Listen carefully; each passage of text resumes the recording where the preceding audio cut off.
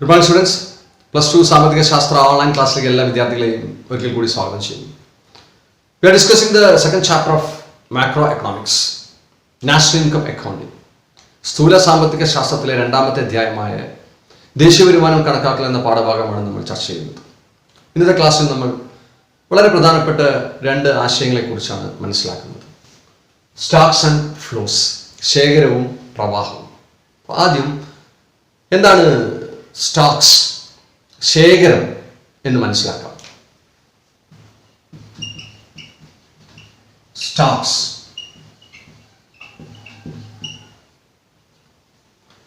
stocks are defined at a particular point of time. ഒരു നിശ്ചിത സമയത്തെ അടിസ്ഥാനമാക്കി പറയുന്നതാണ് ശേഖരം. ഉദാഹരണങ്ങൾ പറഞ്ഞാൽ വളരെ വ്യക്തമായിട്ട് നിങ്ങൾക്ക് മനസ്സിലാവും. വെൽത്ത് ഓഫ് എ പേഴ്സൺ, ഒരാളുടെ സമ്പത്ത്, it is a stock concept. അതുപോലെ മണി സപ്ലൈ, പണത്തിന്റെ പ്രധാനം, it is a stock concept. Like that bank deposits, ഒരു വ്യക്തിയുടെ bank deposit, it can be considered as a stock concept. അതുപോലെ ഫോറിൻ എക്സ്ചേഞ്ച് റിസർവ്സ്, വിദേശ കറൻസിയുടെ ശേഖരം, ഒരു രാജ്യത്തിന്റെ വിദേശ കറൻസിയുടെ ശേഖരം നമുക്ക് സ്റ്റോക്ക് കൺസെപ്റ്റ് ആണെന്ന് പറയാം. അതുപോലെ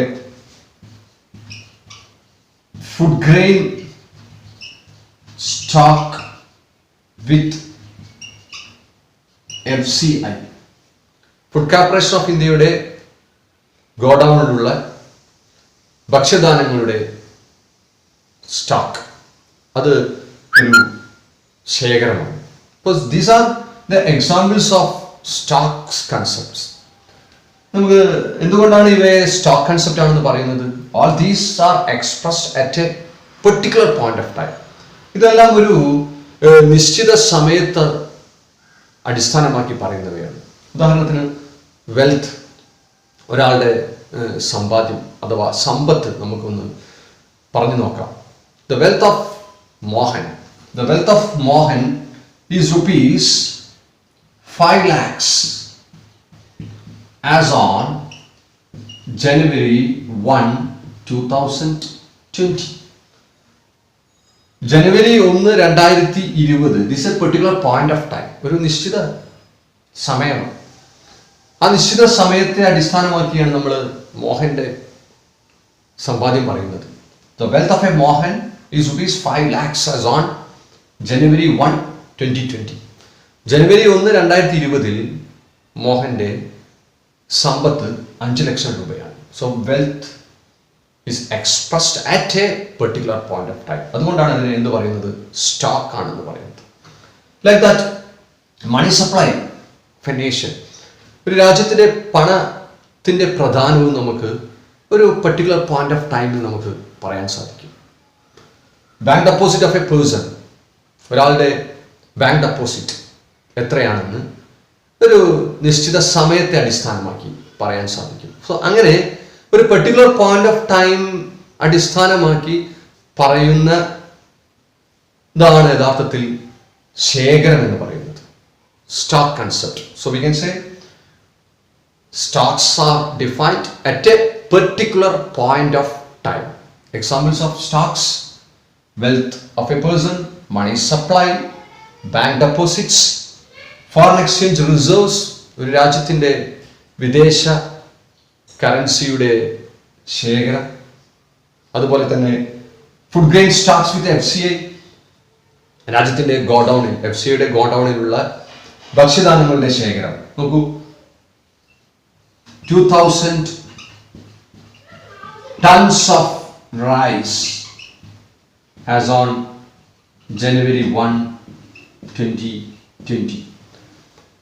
ജനുവരി 1, 2020 FCIയുടെ കയ്യിലുള്ള റൈസിന്റെ സ്റ്റോക്ക് എത്രയാണ്?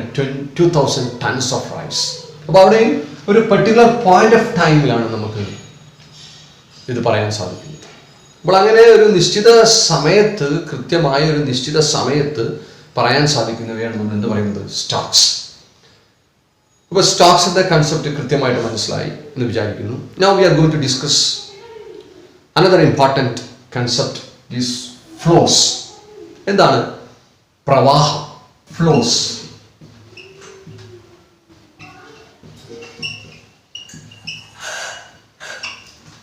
What do you mean by these flows? Flows are defined over a period of time. ഒരു നിശ്ചിത സമയപരിധിക്കുള്ളിൽ സംഭവിക്കുന്നവയാണ് നമ്മൾ എന്ത് പറയുന്നത്, പ്രവാഹം എന്ന് പറയുന്നത്. ഉദാഹരണത്തിലൂടെ നമുക്ക് ഇത് വ്യക്തമാക്കാം. So income of a person, this is A flow concept. Okay, like that profit of a firm, output, import, export, all these are flows. Why all these are called as flows? എന്തുകൊണ്ടാണ് income, profit, output, import, export ഇതെല്ലാം പ്രവാഹമാണെന്ന് പറയുന്നത്? Because these are all can be expressed over a period of time. ഒരു നിശ്ചിത കാലപരിധിക്കുള്ളിൽ സംഭവിക്കുന്നവയാണ് ഈ കൺസെപ്റ്റുകളെല്ലാം. ഉദാഹരണത്തിന് നമുക്ക് income. The income of a person is ₹10,000 per month. ഒരു ആളുടെ വരുമാനം, income of Mohan is ₹10,000 per month.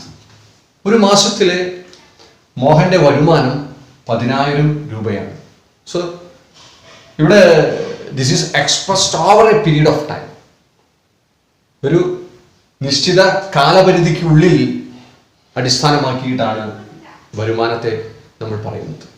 അതുപോലെ തന്നെ ഒരു സ്ഥാപനത്തിന്റെ ലാഭം, the profit of A firm, profit of A firm in the financial year 2020-21 is ₹200 crores. 2020-21 കാലയളവിൽ 2020-21 കാലയളവിൽ ഒരു സ്ഥാപനത്തിന്റെ ലാഭം 200 കോടി രൂപയാണ്. Here the profit is expressed over a period of time. അതുപോലെ ഒരു സ്ഥാപനത്തിന്റെ ഔട്ട്പുട്ട്, ഇമ്പോർട്ട്, എക്സ്പോർട്ട് ഇത്തരത്തിലുള്ള ചലനങ്ങളെല്ലാം ഒരു നിശ്ചിത കാലപരിധിക്കുള്ളിൽ സംഭവിക്കുന്നവയായിട്ടാണ് നമ്മൾ കണക്കാക്കുന്നത്. അങ്ങനെ ഒരു നിശ്ചിത കാലപരിധിക്കുള്ളിൽ സംഭവിക്കുന്നവയാണ് നമ്മൾ എന്ത് പറയുന്നത്, flows. So flows are defined over a period of time. So now you understand the differences between stocks and flows.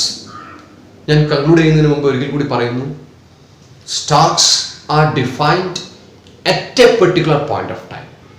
Stocks are defined at a particular point of time and flows are defined over a period of time. ഒരു നിശ്ചിത സമയത്തെ അടിസ്ഥാനമാക്കി പറയുന്നവയാണ് Stokes, ശേഖരം. ഉദാഹരണം നമ്മൾ കണ്ടു, wealth is A stock, bank deposits is A stock, then food grains, stock of food grains with FCI, it is a stock concept. And what do you mean by this flow? Flows are defined over a period of time. ഒരു നിശ്ചിത കാലപരിധിക്കുള്ളിൽ സംഭവിക്കുന്നവയാണ് നമ്മൾ എന്ത് പറയുന്നത്, flows, പ്രവാഹം എന്ന് പറയുന്നത്. ഉദാഹരണത്തിന് income is a flow, profit is a flow, output is a flow, import and exports are all flows. പ്രവാഹവും ശേഖരവും വളരെ പ്രധാനപ്പെട്ട രണ്ട് ആശയങ്ങളാണ്. നിങ്ങൾക്ക് വളരെ കൃത്യമായിട്ട് ഇത് തമ്മിലുള്ള വ്യത്യാസം മനസ്സിലായി എന്ന് പ്രതീക്ഷിക്കുന്നു. So that's all in this class. We will see in the next class with a new topic. Till then, goodbye. Thank you.